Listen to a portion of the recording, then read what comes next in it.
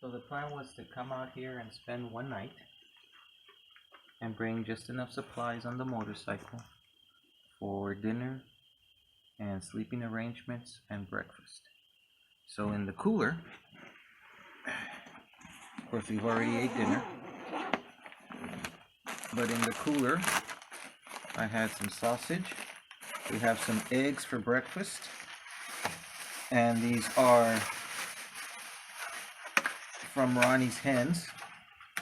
Nice big plump eggs ready for tomorrow. I had a few beers. We're down to one. We have some margarine for cooking. We have some water. And we have some creamer for tomorrow's coffee. Over here we have our cooking utensils. I bought this can, but we didn't eat it. I'm probably not going to. Our coffee is here. It's a filter with the coffee already in it and tied down. So we'll boil the coffee and then we'll dip this in there for a few minutes. So basically it acts like a tea bag. And we have the sugar for Ronnie and everything else. And this is what we use to cook. And that's it. Some other supplies that we'll need just to set up the camp. But basically we're squared away. And everything fit in my motorcycle, in the saddlebags and in the back. Very comfortable. And of course Ronnie decided to hop along. So it's solo and a half camping.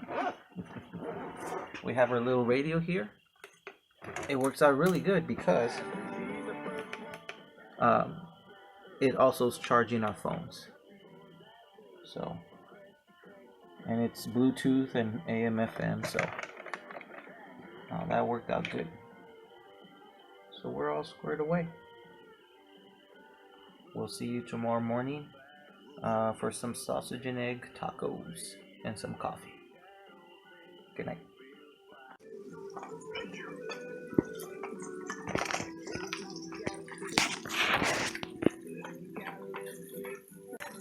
Show me the rice again.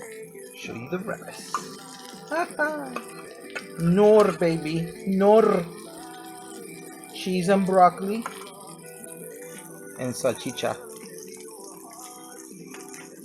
Beverage of choice. Oh yeah. Ziegenbach. Look at that. Oh yeah. Yeah. What do you think? Looks good, right? Mm-hmm. Let it sit. Let it sit for a bit. Good morning. We survived our night over here in Spur 406. I have a confession to make.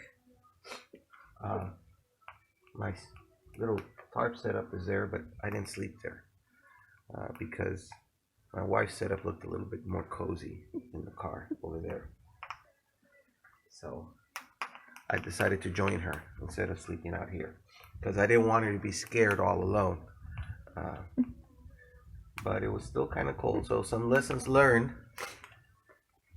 I figure I need something a little bit more for bedding underneath because even the car was a little uncomfortable. Sure, more comfortable than out here, but still uncomfortable. Forgot to bring extra batteries for my flashlight. I didn't run out, but I was worried I was going to run out. And they sell for $5 at Walmart a little LED flashlight / lantern with a little hook lantern. I think that would have been a nice purchase. That way you could have hooked it up and had some light. But overall, we did pretty good. We're warming up our water for some coffee right now. Still needs a little bit more. Let me show you what we bought. First of all, went to Wally World to purchase some things. Not everything that I brought I purchased. I already had a lot of stuff. Of course, typical little sleeping bag that's in there somewhere. But some toilet paper, took out the roll, put it in there. An extra flashlight, some Perel, what do you call this? sanitizer, and some cotton balls. Now you pour some of the Perel on the cotton ball, and that acts as a fire starter, and it works really well, almost as good as Vaseline and cotton balls.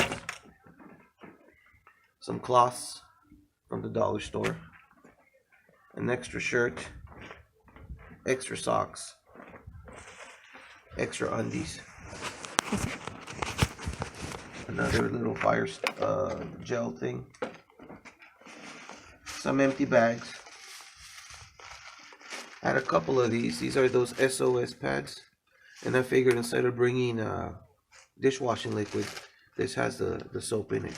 So just rinse them up a bit, and I used them to clean the dishes last night. Camp knife, buck.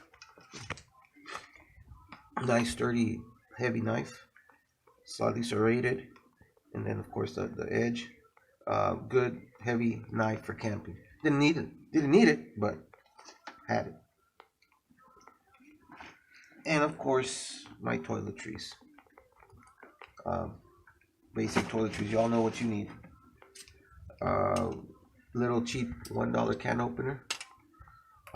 Didn't need it for today because that has a pop-up, but I'll have it in here just in case. That's basically it. I also bought this little backpack in case I wanted to go off for a little hike in the morning or something. I can put some essentials in here. And I do have some things in there. A little survival guide, a Mylar blanket, poncho, duct tape rolled over a little credit card. Got another little flashlight. This one goes on the caps. It's got a little clip to go on the cap. And should always carry a sharpener of some sort. Apart from this knife, I also have a buck 110. Just a traditional camping knife. Very solid, very sturdy, easy to maintain a blade on edge on this.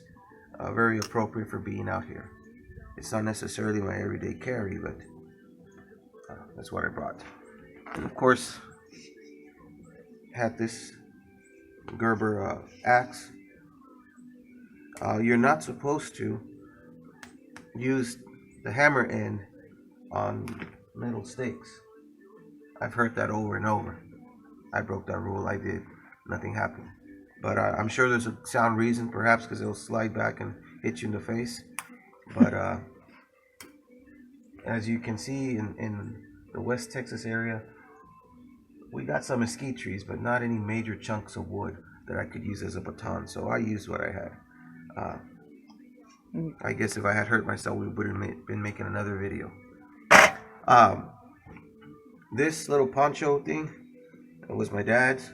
It was part of my bedroll, so I used it to cover. But right now that it's still cool in the morning, obviously it's adding a little bit, another layer of warmth, and it's not a bad idea because I'm not shivering as much as my wife is over there.